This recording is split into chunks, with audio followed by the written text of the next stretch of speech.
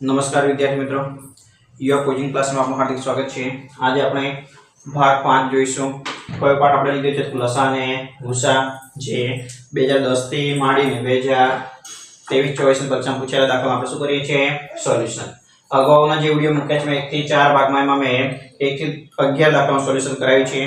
આ વિડિયોમાં આપણે દાખલા નંબર 12 જોઈશું, જે 2020 ના નવોદય પરીક્ષામાં પૂછાયો છે, અને દાખલા નંબર 13 જોઈશું, એ 2021 ની પરીક્ષામાં પૂછાયેલો છે। તો ચાલો વિદ્યાર્થી મિત્રો, હવે આ દાખલાનો આપણે જવાબ કઈ રીતે આવે છે એ આપણે શીખીશું।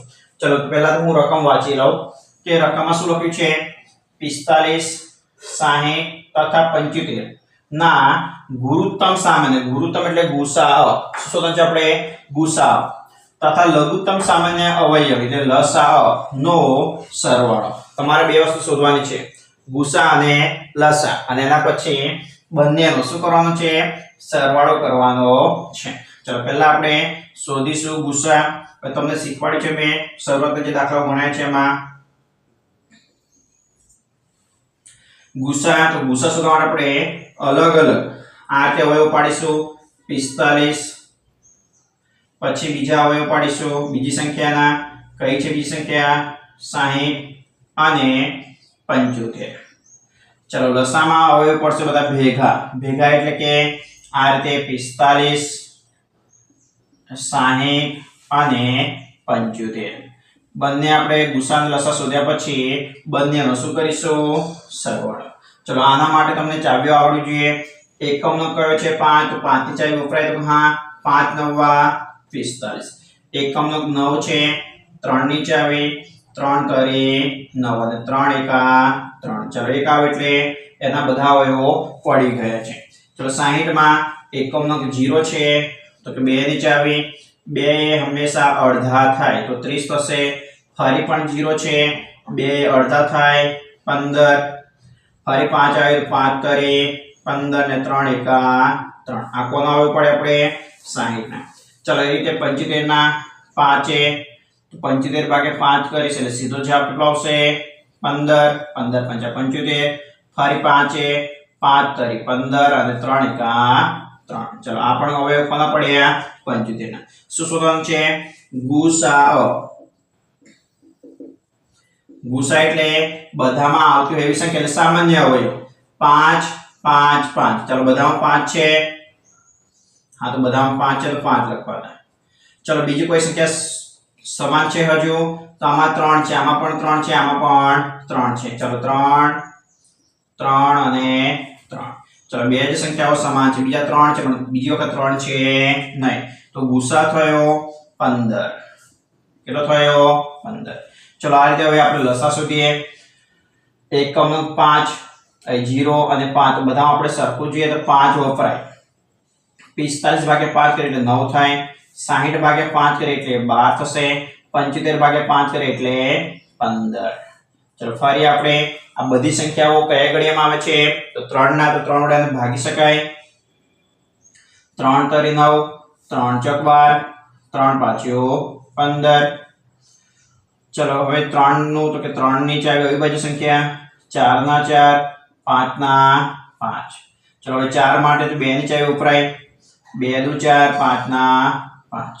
ચલો ફરી પણ 2 ની ચાવી વપરાય, 2 એકા 2, શું બાકી રહ્યું 5, 5 ની ચાવી 1 1। ચલો હવે આપણે લસા પણ મળી ગયો। લસા માટે બધાનો શું કરવાનો છે ગુણાકાર। ચલો હું ગુણાકાર કરી દઉં, લસા બધી અવિભાજ્ય સંખ્યાઓ 5 3 3 2 અને 5। ચલો 5 તરી 15, 3 દુ 6, 2 પંચા 10।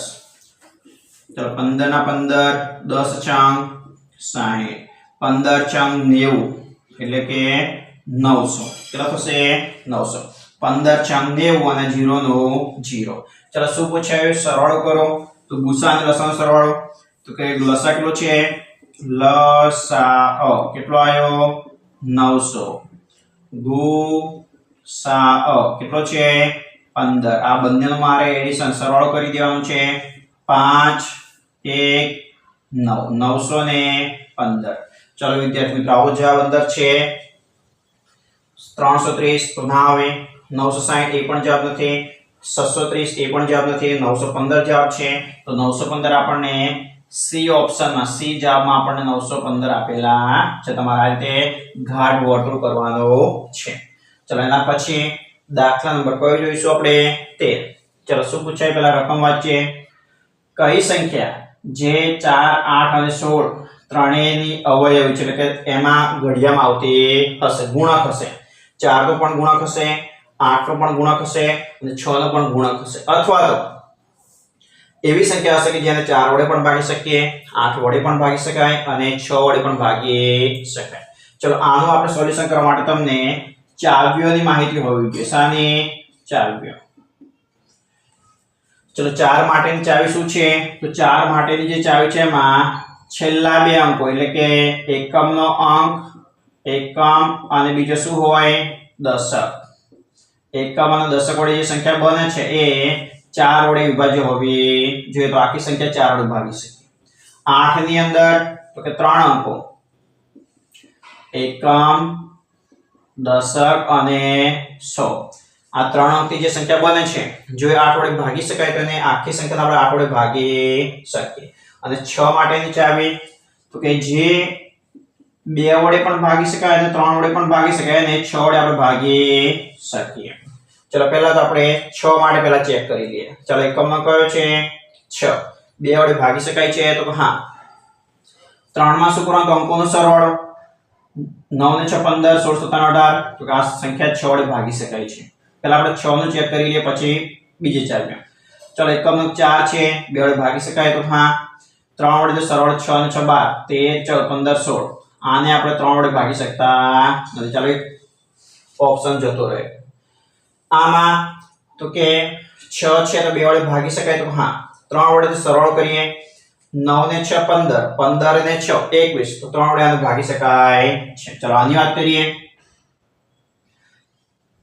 2 વડે તો ભાગી શકાય. 5 ને 4 9, 10 11 12 13 ને 14, પણ 3 વડે ભાગી શકાતો નથી. એટલે કે આપણે હવે બે જવાબો છે આપણી જોડે, એ 396 અને સી 696. ચલો હવે શું કરીશું? ચલો આને 4 વડે ભાગી શકાય તો હા. છેલ્લા બે અંકો જુઓ, એકમ અને દશક. 96 થાય. કેટલા થાય છે? 96. 96 ભાગ્યા આપણે 4 કરીએ તો 4 દુ 8 અને ચોકું ચોકું 16 ભાગી શકાય. હવે આપણે ચેક કરી લઈએ કે એકમ, દશક અને 100 તો આખી સંખ્યાને 8 વડે ભાગી શકાય છે. ચલો ચેક કરી લઈએ. 396 ભાગ્યા 8. 8 પંચા 40 થાય ને 8 ચોક 32. 9 માંથી 2 જાય તો 7. આ બાજુ 0 ઉપર ઉતાર્યો 6. 9 8 72. 9 8 થાય અને 8 80 72 80, એટલે 8 વડે આને ભાગી શકાતો નથી. તો બાકી શું રહ્યું? તો કે 696. ચલો આને 4 વડે ભાગી શકાય તો હા. 3 એટલે 6 વડે ભાગી શકાય તો હા. તો 8 વડે ચેક કરી લઈએ ખાલી. 696 ભાગ્યા 8. ચલો 69 લાવવાના છે. 88 64 અને 8 9 72, તો 88 કેટલા થઈ જશે? 64.